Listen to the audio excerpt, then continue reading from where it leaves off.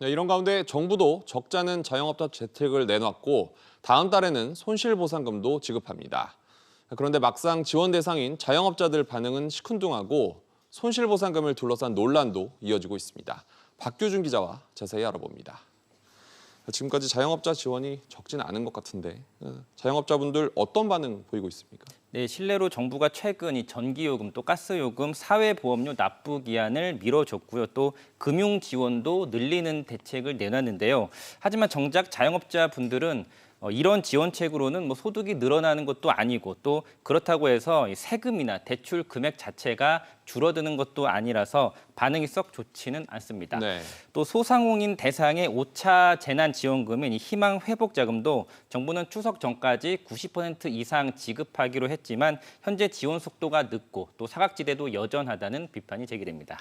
그래서 다음 달 자영업자들에게 손실보상금이 지급이 되는데 이것도 말이 많더라고요. 네, 말씀하신 손실보상금은 이제 다음 달 말, 그러니까 10월 말부터 이제 자영업자들을 받게 되는데 자영업자분들 반발은 여전합니다. 네. 정부는 손실보상 대상을 집합 금지 그리고 영업시간 규제 업종으로만 제한하자라고 이야기를 하고 있는데 하지만 자영업자들은 여기에 더해서 인원 제한에 따른 손실도 함께 보상해야 된다 이렇게 맞서고 있고요. 네. 또 손실 금액을 산정하는 기준도 정부는 최근 이 매출 감소액으로 검토하고 있는 것으로 알려졌는데요.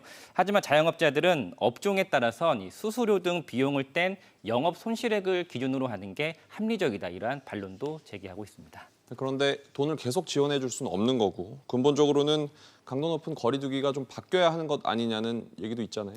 네, 맞습니다. 그래서 우선 기존의 획일적인 영업 시간 그리고 인원 제한 지침에서 좀 벗어나서 업종별로 또 위험도별로 핀셋 대응을 하는 게 맞다라는 비판이 나오고 있는데요. 네. 예컨대 감염 고위험 시설 또 저위험 시설로 좀 세부적으로 구분을 해서 위험도가 낮은 시설이라면 영업 시간을 밤 12시까지 풀어준다거나 아니면 아예 인원 또 영업시간 제한을 풀어주되 자영업자가 방역수칙을 어기면 사후적으로 책임을 강하게 묻는 그러한 방식도 거론되고 있습니다.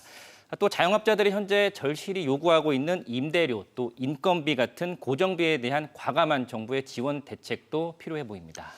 자영업자들의 절규가 커지고 있는데 정부가 어떤 대책도 내놓을지 지켜봐야겠군요. 박 기자 잘 들었습니다.